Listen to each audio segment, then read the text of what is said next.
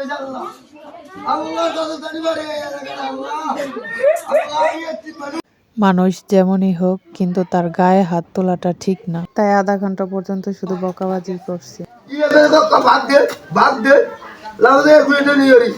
জয়বার হাজার হাজার বলছে বিক্রি করি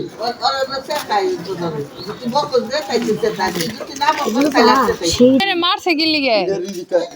আমি বিক্রি করছি আমার কি দিয়েছে আমি মুরগি ছুড়বো